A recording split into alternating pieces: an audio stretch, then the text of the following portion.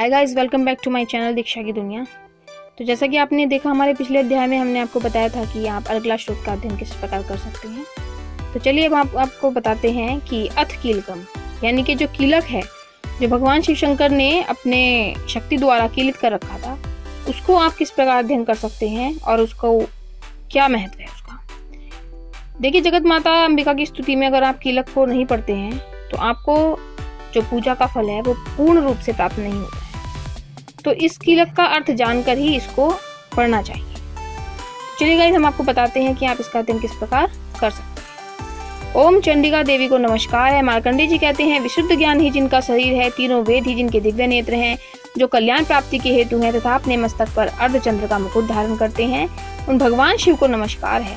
मंत्रों का जो भी कीलक है, अर्थात मंत्रों की सिद्धि में विघ्न उपस्थित करने वाले शाप रूपी कीलक का जो निवारण करने वाला है, उस सप्तशती स्रोत का संपूर्ण रूप से जानना चाहिए और जानकर ही इसकी उपासना करनी चाहिए। यद्यपि सप्तशती के अतिरिक्त अन्य मंत्रों के जप में भी जो निरंतर लगा रहता है वह भी कल्याण का भागी होता है।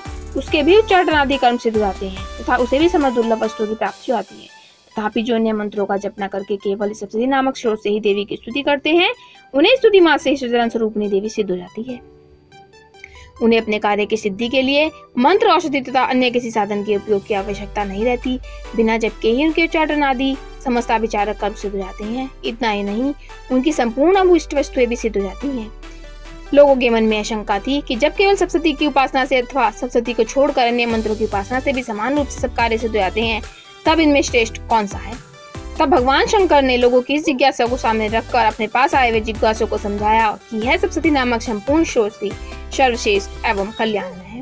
तदंतर भगवती चंडिका के सप्तशती नामक स्रोत को महादेव जी ने गुप्त कर दिया।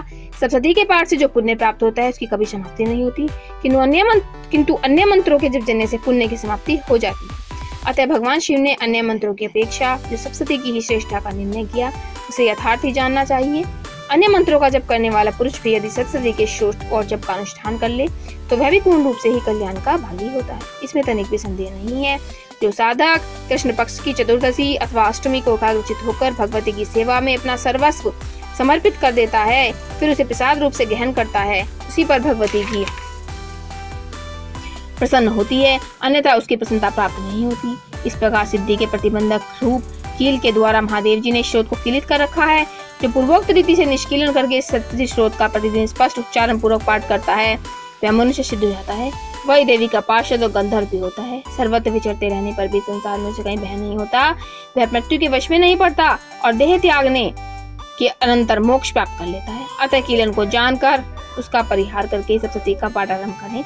जो ऐसा नहीं करता उसका नाश हो जाता है। इसलिए कीलक और निष्कीलन का ज्ञान प्राप्त करने पर यह स्रोत निर्दोष होता है और विद्वान पुरुष निर्दोष स्रोत का ही पाठ आरंभ करते हैं।